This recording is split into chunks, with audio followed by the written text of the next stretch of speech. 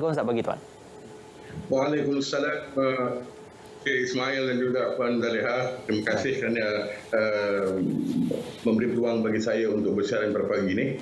Sama-sama Tuan, juga kalau kita imbau kembali beberapa hari sebelum ini perasmian dari segi cyber defense ataupun perlindungan cyber ini juga berkait rapat dengan bagaimana persekitaran ekosistem cyber itu memberikan perlindungan bukan saja dari segi fungsi untuk tugas harian, malah perlindungan dalam pelbagai aspek. Dalam situasi sekarang, buli cyber bagaimana yang kita hadapi di negara kita khasnya? Baik, Cik Zaliha dan juga pendengar-pendengar dan juga penonton sekalian. Macam kena pula hari ini kita punya tema dengan pagi tadi berkenaan dengan KKM dan juga berkenaan dengan cyber. Jadi buli cyber ni pula bagi saya ni adalah satu perbuatan yang dilakukan melalui teknologi digital, sama ada menggunakan telefon pintar, laptop, komputer dan juga internet, bertujuan ini tak seronok mengecam, mengganggu, memalukan, menggugut serta menakutkan seseorang dengan menggunakan perkataan-perkataan negatif dan juga penyebaran maklumat palsu ataupun imej, gambar dan video yang mana boleh menjatuhkan imej ataupun air muka seseorang menerusi perantara seperti text messaging, SMS, WhatsApp ataupun Telegram, platform sembang, email, laman media sosial sama ada Facebook, Instagram dan Twitter. Jadi kita tak tahu bahawa internet ni adalah sebahagian daripada kita. Yang berhormat Menteri Komunikasi telah mengatakan bahawa internet adalah merupakan utility ketiga. Kita tak dapat lari bahawa ianya adalah sebahagian daripada hidup kita, dan buli cyber ni sekian meningkat disebabkan oleh evolusi teknologi itu. Baru tadi pelancaran 4IR yang berlaku, yang kita lihat bahawa evolusi begitu pantas dan ia merupakan satu ancaman yang kita perlu beri perhatian oleh semua pihak, terutamanya dalam kalangan pemuda, utamanya media sosial dan khususnya kepada para remaja. Tuan, sebelum kita meneruskan perbincangan kita pada pagi ini, kita ada sedikit perkongsian video yang nak dikongsikan bersama dengan para penonton dan juga dalam segmen kita pada kali ini. Ayo sama-sama kita saksikan sebelum kita meneruskan perbualan. Yang kenalkan kami, masa mula-mula kenal tu, bila nak spend time mesti lepak ramai-ramai. Tapi bila dah berani sikit, mula keluar 2 orang. Bila dah mula suka tu, hari-hari mesej. Makan, minum, tidur, semua nak update. Saya tengok ramai kawan-kawan saya yang buat macam tu. Jadi saya ingat benda tu benda biasa. Saya pun okey lah. Jadi saya send je gambar. Hari-hari mesti send gambar. Ada sekali tu saya pergi sekolah. Saya tengok budak lelaki semua pandang saya semacam. Patutlah dia share gambar tu dengan orang lain. Time tu saya rasa saya ni bodoh sangat. Bila saya minta break, dia ugut. Dia kata nak hantar gambar tu kat page sekolah. Dia nak hantar gambar tu dekat mak ayah saya. Saya rasa stres sangat-sangat time tu. Sampai hari-hari saya fikir nak bunuh diri. Sekarang ni gambar-gambar saya ada kat dia. Jadi saya tak boleh nak lari daripada dia. Saya tak tahu nak buat apa. Saya benci budak tu. Saya benci sekolah. Saya rasa malu sangat. Saya betul-betul menyesal.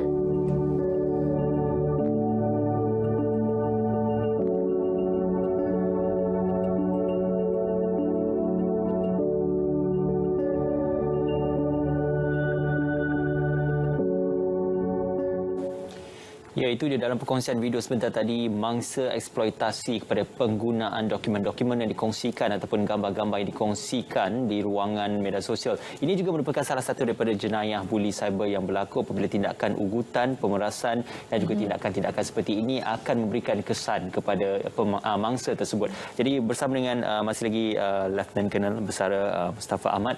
Tuan, persoalan tentang mangsa yang terkesan ataupun yang tertekan disebabkan ugutan dan juga pemerasan yang berlaku seperti itu, ia bukan saja berlaku dalam kalangan golongan dewasa tetapi juga berlaku dalam golongan belia, kanak-kanak khususnya. Jadi bagaimana kita nak mendepani dan juga menangani masalah ini di peringkat akar umbi yang paling asas sekali, Tuan? Jadi itulah apakah kesan buli kepada terutama mangsa. Daripada pagi tadi kita melihat bahawa banyak gangguan-gangguan emosi, gangguan-gangguan mental. Tapi buli cyber ini merupakan juga satu perkara yang perlu kita ambil maklum. Kerana dalam sejumlah keadaan ia menyebabkan banyak perkara lain yang boleh termasuk perkara yang seperti mengancam nyawa. Malah ada mangsa yang mempunyai perasaan atau keinginan untuk bunuh diri, suicidal thought. Jadi kita lihat sekarang ni dengan PKP yang ada, statistik yang terakhir saya dengar semalam bahawa terdapat dalam PKP MC tahun ini saja 266 kes bunuh diri. Tapi bukanlah semuanya berkenaan dengan buli cyber. Walau bagaimanapun, saya rasa dari segi itu memang ada terkesan. Iaitu seperti terkesannya kesan psikologi. Mereka mengalami tekanan hidup dah, orang kata nak cari makan semua dah tak ada. Jadi dengan adanya budak buli cyber ni akan menambahkan lagi kesan fizikal. Manusia, orang sebut tidak akan rasa sukar untuk tidur, dia tidak keadaan tidak normal, dan berselaru. Dan kesan kesihatan, sakit kepala, kesihatan badan, dan juga kadang-kadang sekolah kesan terhadap pembelajaran dan juga kesan kerjaya kepada dalam masyarakatan. Jadi ini kita lihat, ini bahawa kepada semua orang, tapi kepada remaja ni yang menjadi kerisauan kita. Mengapa remaja ni? Mengapa dia vulnerable dengan umur yang muda. Bila suatu tekanan datang kepada mereka, ini yang mereka tidak dapat mengawal emosi mereka dan mengambil jalan-jalan dekat. Yang inilah kita perlu tanggani, perlu kita satu, ibu bapa perlu lihat pada anak-anak masing-masing bagaimana keadaan mereka, terutamanya pada PKP ni. Adakah perubahan tingkah laku, perubahan emosi mereka, dan inilah kita ni orang kata tanda-tanda awal di kalau berlakunya buli cyber.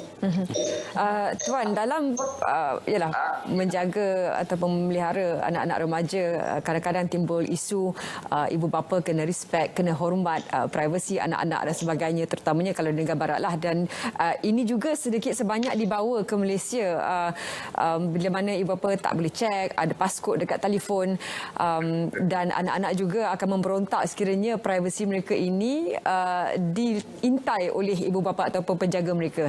Malangnya sekiranya ini juga tidak dipantau, antaranya klip macam kita tengok tadilah, di mana nak menggariskan ataupun membuatkan anak-anak ini terbuka untuk bercerita apa sahaja dengan ibu bapa mereka tanpa dihakimi dan tidak dihukum oleh ibu bapa mereka sekiranya mereka menjadi mangsa buli cyber ini. Jadi ini soalan yang amat baik Puan Zaliha berkenaan dengan bermakna bagaimana ini yang kata saya alhamdulillah mempunyai 5 orang anak, tapi di umur ni anak saya alhamdulillah dilahirkan setelah gadget-gadget ni bukan menjadi sebahagian hidup mereka.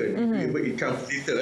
Tapi jadi di sinilah kita dalam kita bunyi kami ada satu program iaitu cyber parenting, di mana kita ni ialah dulu-dulu di zaman awal-awal milenium, awal 60-an 70-an, ibu bapa mempunyai beberapa cara untuk membesarkan anak secara dictatorship secara apa ke, walau bagaimanapun dengan adanya internet ni, dengan adanya alam cyber ni, ibu bapa perlu merubah keadaan. Kita perlu sekarang ni mengatakannya bersahabat. Kita bersahabat dengan anak kita. Yang keduanya, jangan kalau kita follow tapi jangan stop, ataupun kita jangan jadi sentiasa mempunyai perasaan orang kata curiga. Tapi curiga tu perlu simpan dalam hati. Kita curiga sama ada kadang-kadang kita sekarang ni yang masalah sekarang kita lihat bahawa dengan kerajaan telah memberikan 150,000 gadget dan juga laptop dan juga kepada kanak-kanak pelajar sekolah B40. Tetapi bagi saya rasa kita perlu ada satu program dengan kita dengan memberikan sahaja gadget-gadget tersebut, kita perlu ada program-program untuk mereka seiring dengan menerima gadget-gadget tersebut, menerima bimbit tersebut, supaya mereka tahu bahawa ada risiko-risiko apabila mereka berada di alam talian, ada bila berlaku dalam cyber. Jadi perlu dulu kita takut anak kita berada di taman permainan, Tetapi taman permainan sekarang bukan lagi taman permainan, tapi taman permainan adalah di alam cyber. Jadi itulah dulu kita lihat, dan kita juga mestilah orang kata dengan apps yang baru. Jadi perlu equip ataupun mempelajari teknik alam teknikal yang perlu kita ada pada waktu ini. Ya, Tuan, sudah pastinya kita banyak bercerita tentang impak negatif alam cyber ini, tapi juga ada impak positif yang dibawa oleh alam cyber. Jadi bagaimana kita ingin menggunakan perkara-perkara yang positif itu untuk kita menangani impak-impak negatif yang dibawa di alam cyber, khususnya mewujudkan masyarakat yang cakna tentang penggunaan yang betul penggunaan cyber di alam maya. Itulah dalam di Cyber Security Malaysia kami telah akan merangka satu framework, iaitu di mana kita panggil dia National Cyber Ethics Initiative. Jadi kita perlu mempunyai etika. Kita mempunyai undang-undang, menggubal undang-undang Akta 233, Akta Hasutan dan semua sekali. Dan alhamdulillah pada waktu ini kerajaan dan seterusnya iaitu Kementerian Komunikasi telah menggubal satu akta cyberbullying. Tapi bagi kami akta-akta ini bagus. Namun yang paling penting ialah kawalkan diri. Kita semasa PKP ini selalu kita menyarankan kepada netizen supaya mengawal diri, supaya orang ramai mengawal diri, jangan keluar. Sama juga boleh kita alam cyber. Kita perlu mengawal diri. Iman, amal, janganlah orang kata terlalu mudah untuk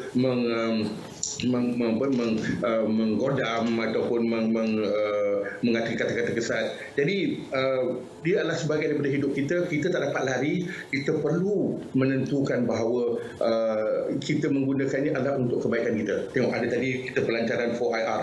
Ini adalah satu benda-benda yang bagus. Kita lihat kemudian nanti kita lihat bahawa semuanya di hujung jari. Satu perkara yang kita nak mengingatkan pada ibu bapa dan juga sepuluhnya pada pendidik-pendidik, apabila kita berhijrah ke arah alam cyber ini, kita tahu risiko-risiko, tapi janganlah kita berkata jangan. Kita lihatkan bahawa kita kena embrace, kita kena memeluk alam cyber ini untuk kita gunakan untuk kebaikan kita. Jadi ini yang paling penting, yang mana saya rasa kita perlu ingat bahawa yang paling saya selalu ingat kepada orang, iaitu bila suatu perkara itu terlalu too good to be true, normally it is not true. Ini dalam dia punya yang pada the rules of thumb yang patut kita ada. Ya. Satu pandangan yang menarik dan juga konklusif juga. Terima kasih diucapkan kepada Lieutenant Colonel Bersara Mustafa Ahmad, Presiden Kanan Bahagian Outreach dan Pembangunan Kapasiti Cyber Security Malaysia. Terima kasih Tuan.